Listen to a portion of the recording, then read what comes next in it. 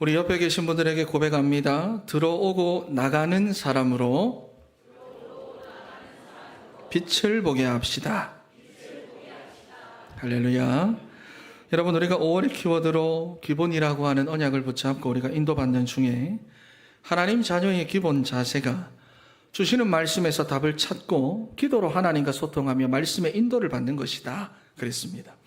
그리고 지난주에는 하나님이 창조하시고 구원하신 우리 인생의 기본 옵션이 성령님이 우리 안에 내주에 계심으로 우리의 연약함을 도우시고 모든 일을 합력하여 선을 이루어 가신다 그랬어요. 그래서 기본이 우리 삶의 기준이 되어 우리가 단순 반복 지속해야 되는데, 오늘은 무엇이냐? 삶의 기본입니다. 여러분, 우리가 월삭에서 받은 대로 이 기본이 우리에게 제대로 되어질 때 마음을 지켜내는 힘을 우리가 얻게 되고, 감추어진 보화를 발견하게 되고, 참된 것을 분별하는 분별력을 갖추게 된다. 여러분, 그랬는데 오늘 이 삶의 기본이 회복되는 우리 사랑하는 진천의 모든 성도 다 되시기를 바랍니다. 여러분, 그래서 시편 119편 105절 말씀에 주의 말씀은 내 발의 등이요 내 길의 빛이니이다 그랬어요. 내 발 앞에 여러분 등이 있으면 아무리 어두워도 우리는 발을 헛디디지 않습니다. 내 인생길에 빛이 있어서 내 인생길을 인도한다면 한 번밖에 없는 내 인생이 헛된 삶을 살지 않아도 되는 것입니다. 여러분, 그래서 나름대로, 정말 나름대로 신앙생활 열심히 한다고는 하는데 뭔가 모를 어려움이 계속되고 있거나 또 많은 갈등이 마음에 자리 잡고 있는 분들이 있다면, 또 남이 알지 못하는 영적인 문제들로 인해서 밤잠을 설치거나 시달리는 분들이 있다면 오늘 드려지는 이 예배를 통해서 문제가 치유되고 해결되어지는 축복의 시간이 되기를 바랍니다. 지금까지 여러분, 우리가 오늘 새벽에도 봤지만은 지금까지 일어나지도 못했고 일으켜 세우지도 못했다 할지라도 오늘 주시는 말씀을 붙잡고 정말로 그 말씀이 나에게 주시는 말씀으로 들려지고 하나님의 음성으로 들려진다면은 여러분의 형편과 환경과 상황과 모든 것들과 상관없이 참된 승리의 축복이 여러분들 앞에 시작될 줄로 믿습니다. 그래서 첫 번째로 여러분, 등경 위에 둔 등불입니다. 우리 33절 말씀을 다시 한번 읽어보겠습니다. 33절 시작. 누구든지 등불을 켜서 속에나 말 아래에 두지 아니하고 등경 위에 두나니 이는 들어가는 자로 그 빛을 보게 하려 함이라. 아멘. 아멘. 여러분, 등불을 켜서 속이나 말 아래 두지 않는다 그랬는데, 이라고 하는 것은 움푹 파인 구덩이를 말합니다. 또 그리고 말이라고 하는 것은 큰 바구니통을 말하는 거예요. 그러니까 불을 밝히려고 불을 켰으면 등경 위에다 둬야지 속이나 말 아래 두는 사람이 어디 있느냐. 예수님께서 지금 그 얘기를 하시는 건데 이스라엘의 상태를 말합니다. 성경을 들고 다니며 신앙생활 잘하고 있다고 하는 바리새인들에게 하시는 말씀이에요. 여러분, 마찬가지입니다. 하나님께서 우리 인생에게 축복된 빛을 주셨음에도 이 빛이 어떤 빛인지 깨닫지를 못하니까 사람들이 속에 두고 말 아래 두고 사는 거예요. 여러분, 그래서 교회에서는 보면은 신앙생활 잘하는 것 같은데 가정에서 생활하고 직장에서 일을 할 때는 어딘가에 숨겨놓고 잊어버리고 살아갑니다. 이 빛을 스탠드 위에 올려놓고 밝혀야 여러분 제대로 보이고 제대로 갈 수가 있는데도 문제가 있고 어려움이 오면 어디다가 짱박아 두고는 실제로는 인본주의만 쓰고 있다는 거예요. 여러분, 그러니 뭐가 안 됩니까? 기본이 나의 근본을 못 바꾸고요, 기본이 나의 기준이 되지 않고 있다는 거예요. 성경에서 말하는 여러분 가장 기본이 무엇입니까? 우리에게는 반드시 구원자가 있어야 하는데 오직 예수 그리스도다 하는 것입니다. 창세기부터 계시록까지 성경은 그 얘기를 하고 있어요. 그리스도가 가장 기본입니다. 여러분, 그런데 그리스도가 나의 근본을 못 바꾸고 있습니다. 나의 영적 상태를 못 바꾸고, 그러니 나는 여전히 여러분 시달리고 있어요. 아무리 신앙생활을 해도 그리스도가 내 삶의 기준이 되지 않고 나는 여전히 흔들리고 있는데 이유가 무엇이냐? 등경 위에 둬야 될 등불을 창고나 서랍 속에 넣어만 두고 있기 때문입니다. 여러분, 감추어둔 등불은요 빛을 발하지 못합니다. 그래서 꺼내야 되는 거예요. 옆에 계신 분들에게 고백합니다. 감추어둔 등불을 꺼내야 됩니다. 시작. 할렐루야. 여러분, 그래서 성경에서 제일 처음에 나오는 단어 중에 빛이라는 말이 있습니다. 그렇지요. 하나님께서 이 빛을 창조하셨는데 창세기 1장 3절에 땅이 혼돈하고 공허하며 흑암 중에 있을 때에 하나님이 이르시되 빛이 있으라 하시니 빛이 있었더라. 여러분, 그리고 성경의 마지막 부분에도 나옵니다. 베드로전서 2장 9절 말씀. 그의 기이한 빛에 들어가게 하시니에 아름다운 덕을 선포하게 하려 하시기 위해서 우리를 부르셨다. 성경 그렇게 말씀하고 있어요. 여러분, 그러니까 우리가 평상시에 이 등불을 감추어 두고 살면 우리의 현장이 어떻게 된다는 말입니까? 혼돈, 공허, 흑암입니다. 여러분, 혼돈이 무엇이지요? 뒤죽박죽입니다. 뭔가가 막 꼬여 있어요. 살아온 세월이 있기 때문에 알 것도 같은데 실제로는 나를 살릴 수 있고 남을 살릴 수 있는 인생에 답이 없습니다. 공허, 안 채워집니다. 아무리 채우고 채워도 안 채워져요. 나는 아직 목마르다. 여러분, 멋있는 말인데요, 공허하다는 말입니다. 뭔가 모르게 사람들이 허합니다. 뭔가 이룬 것 같은데 그것으로 부족해요. 그래서 사람들이 보면은 다 뭔가에 집착되어 있습니다. 여러분, 그리고 흑암 덮여 있어요. 그래서 안 들립니다. 그래서 안 깨달아집니다. 그래서 안 믿어지는 거예요. 여러분, 그런데 창세기 1장 3절 말씀에 이런 현장 가운데 빛이 있으라 하시니 빛이 있었더라 그랬어요. 여러분, 이 빛을 우리는 꺼내놓고 살아야 됩니다. 등경 위에 달아놓고 살아야 돼요. 그래야 우리 인생의 혼돈, 공허, 흑암이 사라집니다. 여러분 가정에 있는 그 혼돈, 공허, 흑암이 그래야 꺾이는 거예요. 그런데 불을 끄면은 다시 어두워지듯이 여러분이 꺼내놓지 않으면은 또 다시 찾아옵니다. 그래서 이사야 60장 2절 말씀을 보니까 온 땅과 만민이 어두움과 캄캄함에 붙들려 있다 하시면서 어두움과 캄캄함에 붙들려 있는 그 온 땅을 향해서, 우리의 현장을 향해서, 우리의 가정을 향해서 이사야 60장 1절 말씀에서 뭐라고 말씀을 합니까? 일어나라, 빛을 발하라, 이렇게 말씀하고 있다는 것입니다. 그러니 여러분, 빛이라고 하는 것이 얼마나 중요합니까? 여러분, 여기 창문이 들어 있어가지고 빛이 들어오지만은, 만약 여기 창문이 없어 빛이 들어오지 못하고 등불이 없다면은 시간은 지금 낮 시간이라도 실제로는 아무것도 안 보이는 거예요. 바깥에는 태양이 떠 있어도 일단 여기서는 아무것도 안 보이는 것입니다. 마찬가지로 여러분의 실제 삶 속에 그리스도의 빛을 등경 위에 두고 있지 않으면 개인은요, 혼돈, 공허, 흑암 속에 잡혀버립니다. 그리스도께서 오셨지만 우리 가정은 여전히 어두움과 캄캄함에 붙들려 있게 된다는 거예요. 그래서 여러분, 등불은 등경 위에 두어야 합니다. 한 번 더 옆에 계신 분들에게 고백하겠습니다. 짱박아 두고 감추어 둔 것을 꺼내들어야 됩니다. 그래야 혼돈, 공허, 흑암이 떠나갑니다. 믿습니까? 여러분, 이런 말을 써야 더 각인이 돼요. 그렇지요? 여러분, 그런데 여기서 우리가 착각하는 것이 있습니다. 우리가 막 뭔가를 여러분 만들어내는 것이 아닙니다. 이사야 60장 1절 말씀을 보니까 네 빛이 이를 얻고 여호와의 영광이 내 위에 임하였다 그랬어요. 이를 얻고 임하였느니라 말씀을 합니다. 여러분, 그러니까 빛을 내가 만들어서 내가 밝히는 것이 아니라 빛은 여러분 이미 우리에게 와 있다는 거예요. 그러니 우리가 할 일은 무엇이냐? 그 빛을 비추기 위해서 일어나기만 하면 된다는 거예요. 그렇다면 여러분, 우리에게 임한 그 빛이 무엇입니까? 요한복음 1장 4절 말씀을 보니까 그 안에 생명이 있었으니 그 생명은 사람들의 빛이니라 그랬어요. 요한복음 1장 9절 말씀에는 보니까 참빛, 곧 세상에 와서 각 사람들에게 비추는 빛이 있었나니 말씀을 합니다. 여러분, 그러니까 예수 그리스도께서 오셔서 우리와 함께 하심으로 우리에게 빛이 임했다고 성경은 말씀하는 것입니다. 여러분, 그래서 마태복음 5장에 보니까 오늘 본문의 내용과 같은 내용이 나오는데 거기 14절에 보니까요, 예수님이 제자들에게 너희는 빛이 되라고 말씀하신 것이 아닙니다. 그리스도께서 함께 하시고 함께 계심으로 너희는 세상의 소금이요 세상의 빛이다 라고 선포하고 계시는 거예요. 여러분, 만약에 빛이 되라고 하면 어떻습니까? 내가 뭔가를 막 열심히 살고 수행하고 고행을 하고 노력을 해가지고 빛이 되는 삶을 막 살아야 될 것 같은데, 아예 처음부터 우리에게 너희는 세상의 빛이다, 그렇게 말씀하시면서 우리를 불러주셨다는 거예요. 왜냐하면 우리와 함께 계시는 예수님이 빛이시니까. 할렐루야. 여러분, 그래서 사도 바울도 에베소서 5장 8절 말씀에서 우리가 이제는 주 안에서 빛이다 이렇게 고백하는데요. 내 수준, 내 성품, 여러분 내 체질, 여러분 이런 거 상관없습니다. 나의 모자람, 연약함 상관없습니다. 우리가 전에는 혼돈, 공허, 흑암이었는데 이제는 뭐냐? 주 안에서 빛이에요. 믿습니까?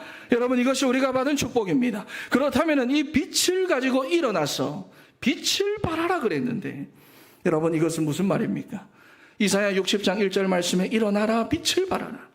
마태복음 5장 15절 같은 본문에서는 너희 빛이 사람들 앞에 비치도록 너희 착한 행실을 보게 하라 그랬어요. 에베소서 5장 8절에는 빛의 자녀들처럼 행하라 그랬습니다. 그리고 오늘 본문에서는 들어가는 자로 그 빛을 보게 하려 함이라. 여러분, 그러니 모든 성경이 동일하게 같은 것을 말씀하고 있는데 바로 전도자의 삶입니다. 불신자들이야 여러분 어떻게 살든지 간에 그리스도의 빛이 임한 우리 하나님의 자녀들은 전도자의 삶을 살아야 합니다. 여러분, 그래서 마태복음 5장에서 너희 착한 행실을 보여라 그랬는데요. 그 행실이 무엇입니까? 마태복음 5장에 보면 1절에서부터 말씀하신 신명이 가난한 자, 애통하는 자, 온유한 자, 긍휼히 여기는 자, 마음이 청결한 자, 화평하게 하는 자, 의를 위하여 박해를 받은 자. 여러분, 그러면서 6장에 오면은 너희는 이렇게 기도하라.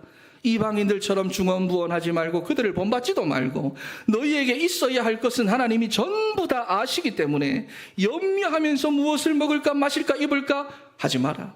너희는 먼저 그의 나라와 그의 의를 구하라. 그리하면 이 모든 것을 너희에게 더하여 주시리라. 할렐루야. 여러분, 에베소서 5장에서는 뭐라고 말씀을 합니까? 사랑을 받은 자녀같이 너희는 하나님을 본받은 자가 되고 주를 기쁘시게 하는 자가 되라 말씀합니다. 여러분, 그러니 우리가 전도자의 삶을 살아가는 것이 등불을 등경 위에 두는 것이고, 그래야 여러분 우리 삶의 혼돈, 공허, 흑암이 끝이 나고요, 우리 가정에서 역사하던 그 어두움과 캄캄함의 세력들이 꺾여버리는 것입니다. 여러분, 전도자의 삶을 살아가는 것이 그리스도의 빛을 우리의 삶에 나타내는 것이고요, 그래야 우리를 시달리게 하는 우리의 그 근본이 치유되고 흔들릴 수밖에 없는 우리의 기준이 바뀌게 되는 것입니다. 여러분, 그래서 신앙생활을 한다, 하나님의 자녀가 되었다, 예수 그리스도를 믿는다, 교회 다닌다, 여러분 그렇게 말하고 있는 우리 삶의 기본이 무엇이냐? 저를 따라 고백합니다. 전도자의 삶이다. 한 번 더 고백합니다. 전도자의 삶이다. 할렐루야.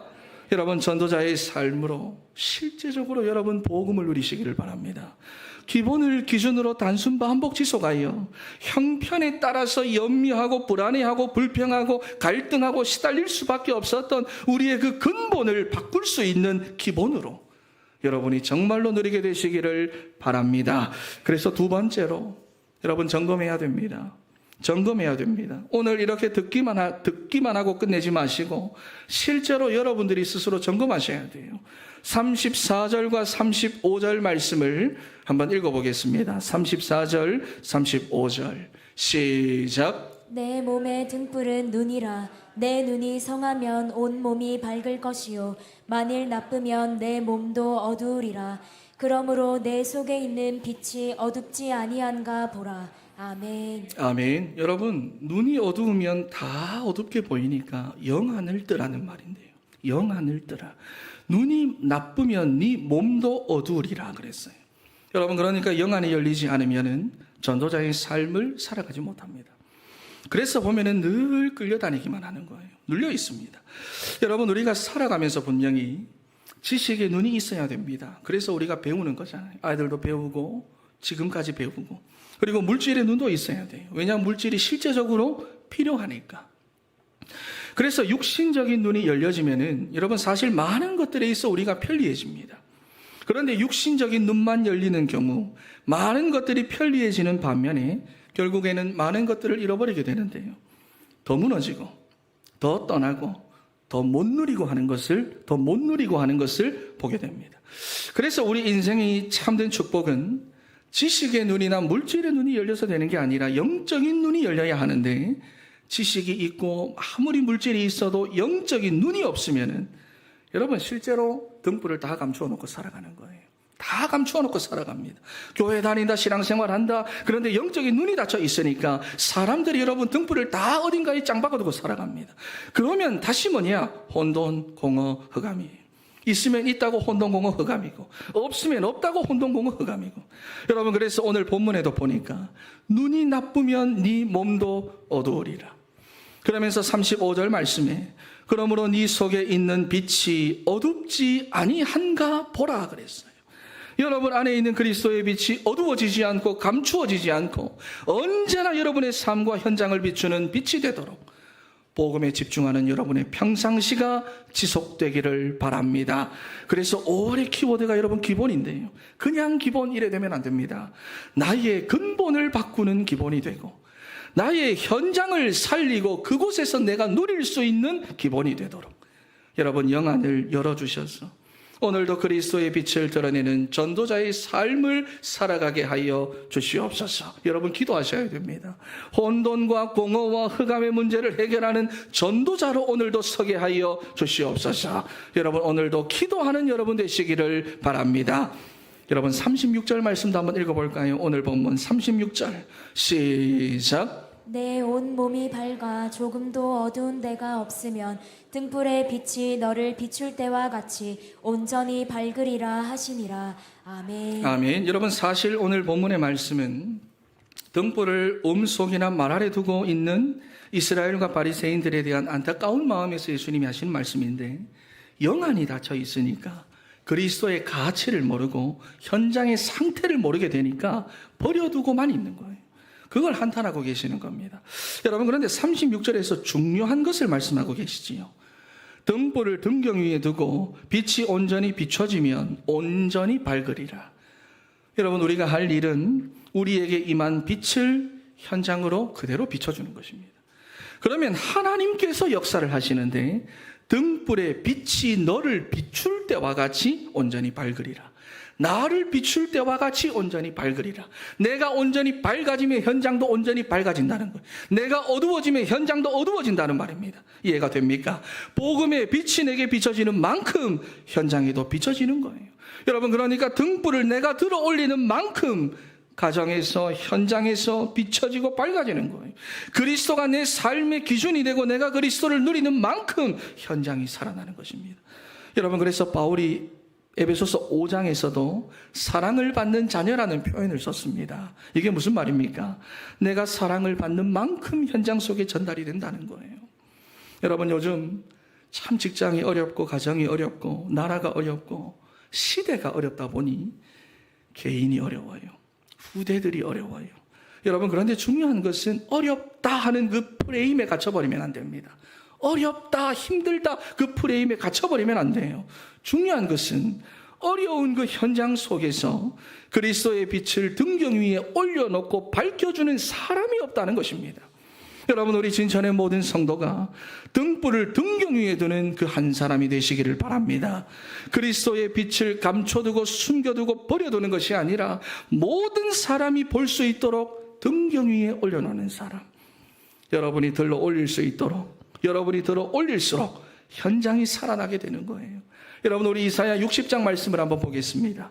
이사야 60장 4절에서부터 5절 말씀 한번 읽어보겠습니다. 시작. 내 눈을 들어 사방을 보라. 무리가 다 모여 내게로 오느니라. 내 아들들은 먼 곳에서 오겠고 내 딸들은 안기어 올 것이라. 그때에 내가 보고 기쁜 빛을 내며 내 마음이 놀라고 또 화창하리니 이는 바다의 부가 내게로 돌아오며 이방 나라들의 재물이 내게로 옴이라. 아멘. 여러분 분명히 이전까지는 혼돈, 공허, 흑암이었는데 우리 한 사람이 일어나서 현장에 빛을 발하니까요.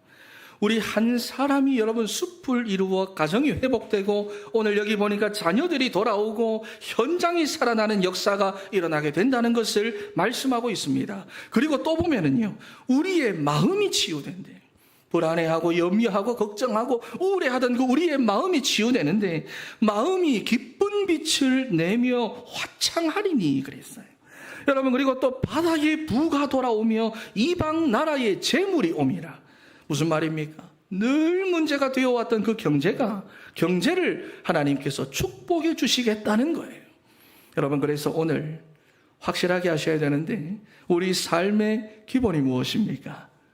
기본이 무엇입니까? 기본이 무엇이지요? 우리 삶의 기본은 전도자의 삶을 살아가는 것입니다. 할렐루야. 우리 한 번 더 옆에 계신 분들에게 고백합니다. 전도자의 삶을 살아가는 것입니다. 시작.